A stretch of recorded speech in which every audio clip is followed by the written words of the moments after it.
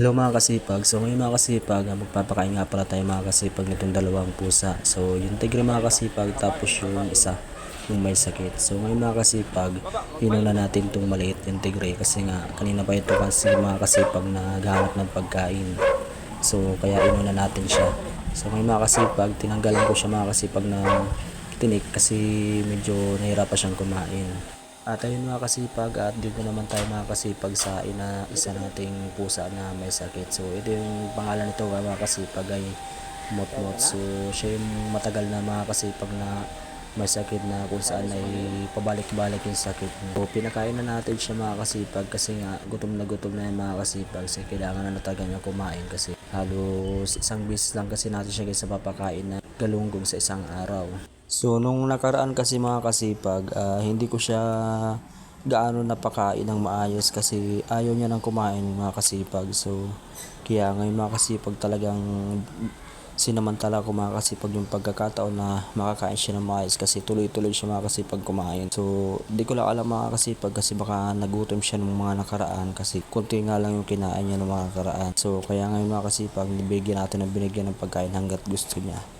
Kasi baka inaalala ko kasi mga kasipag, baka mamaya kinabukasan o sa mga susunod na araw tamlay na naman at baka mamaya hindi na kumain. So yun ang inaalala ko dyan mga kasipag, kaya kailangan hanggat gusto niyang kumain bigyan siya ng pagkain. So pinainom nga pala natin mga kasipag ng sabaw kasi nung mga nakaraan mga kasipag ganyan gusto niyang inumin, ayaw niya ng tubig. So ngayon mga kasipag ayaw niya naman yan. So, hindi ko alam mga kasipag kung anong dahilan kung bakit hindi siya na umiinom ng sabaw ng galunggong.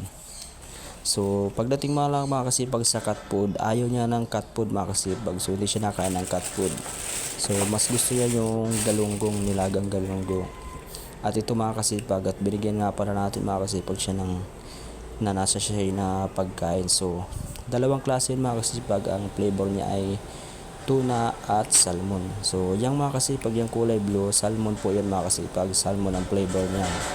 Tapos yung kulay orange naman mga kasipag ay tuna. So dalawang flavor lang sila mga kasipag.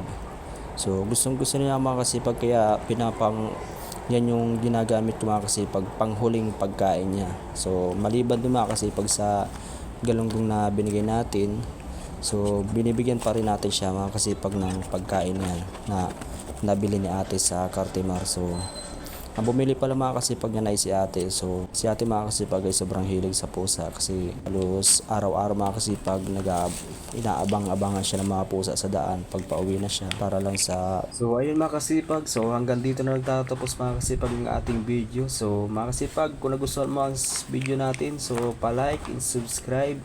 At maraming salamat mga kasipag sa suporta. Thank you. Bye-bye.